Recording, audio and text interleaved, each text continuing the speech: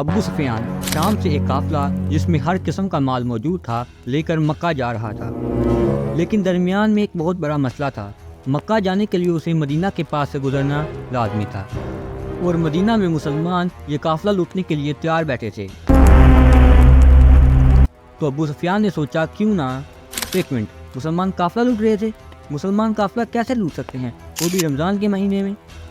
دراصل بدر کی جنگ سے ایک سال پہلے جب مسلمان مکہ سے ہجرت کر کے مدینہ گئے تھے تو اپنے ساتھ کچھ بھی نہیں لے کر گئے تھے سوائے ان کپڑوں کے جو انہوں نے پہنے ہوئے تھے۔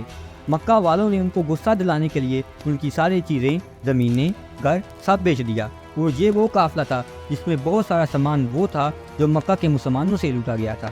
تو مسلمان لوٹ نہیں رہے تھے بلکہ اپنے سے لوٹا ہوا سامان کا بدلہ لے رہے تھے۔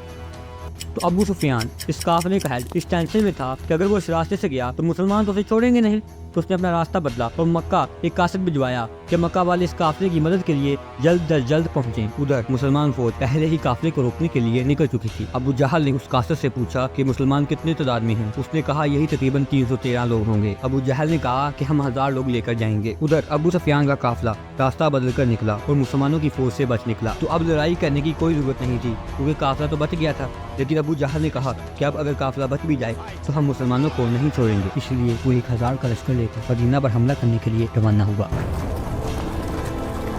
حضرت محمد صلی اللہ علیہ وآلہ وسلم نے مشاورت کے ساتھ اپنی فوج کو بدر کے پہلے کنویں کے پاس جا کر پڑاؤ ڈالنے کا حکم دیا۔ پھر ایک صحابی کے مشورے سے آدھی رات کو آگے جا کر پڑاؤ ڈالا۔ دوسرے دن جب ابو جہل کی فوج لڑنے کے لیے سامنے آئی تو مسلمانوں سے 3 گنا بڑی تھی۔ مکہ کا امیر کاروباری آدمی عتبہ اپنے بھائی اور بیٹے کے ساتھ سامنے آیا اور للکارا کہ کوئی ہے جو ہم سے آگر لڑ سکے۔ تو اس کے للکارنے پر مدینہ کے 3 انصار ان سے لڑنے کے لیے سامنے آئے۔ تو عبیدہ نے اعتراض کیا اور کہا کہ ہمیں اپنے بھائیوں سے لڑنا ہے جنہوں نے اپنے باپ دادا کے مذہب سے بغاوت کی ہے۔ اس پر حضرت عبیدہ، حضرت حمزہ اور 24 سالہ حضرت علی رضی اللہ تعالیٰ عنہ سامنے آئے اور لڑائی شروع ہوئی۔ حضرت عبیدہ زخمی ہوئے لیکن عتبہ، اس کا بھائی اور اس کا بیٹا مارا گیا۔ عتبہ کا بیٹا حذیفہ جو کہ مسلمانوں کی فوج میں تھا، اس کے سامنے اس کے بھائی چچا کو مار دیا گیا، لیکن وہ مسلمانوں کی فوج میں ہی رہا۔ مسلمانوں نے دفاعی منصوبہ بندی اختیار کی کیونکہ وہ جانتے تھے کہ دشمن کے مقابلے میں ان کی فوج بہت چھوٹی ہے، اس لیے انہیں حملہ کرنے کا موقع دیا۔ دوسری جانب ابو جہل نے اسے 2 منٹ کا کام سمجھ کر اپنی فوج کو اکٹھے حملے کا حکم دیا، لیکن آہستہ آہستہ ایک مسلمان کے بدلے 5 کافر مرنے لگے۔ یہ دیکھ کر دشمن پیچھے ہٹا کہ ہم ان سے 3 گنا زیادہ ہیں اور ہم انہیں ان کی جگہ سے ہلا نہیں پا رہے۔ کسی لمحے کو ضائع کیے بغیر مسلمانوں نے اپنی صفوں کو بدلا اور چست بندوں کو سامنے لا کھڑا کیا۔ ابو جہل نے دوبارہ اپنی فوج کو اکٹھے حملہ کرنے کا حکم دیا۔ دوبارہ ان کے ساتھ ویسا ہوا تو وہ پیچھے ہٹ گئے، لیکن اس بار مسلمانوں نے ان پر حملہ کر دیا اور کافروں کی فوج میدان بدر چھوڑ کر بھاگنے لگی۔ اسی دوران کافروں کا سردار ابو جہل مارا گیا۔ دوسری جانب مکہ والے اس اعتبار سے کہ انہیں پچھلے 60 سالوں میں کچھ قسط نہیں ہوئی، فتح کی خوشخبری کا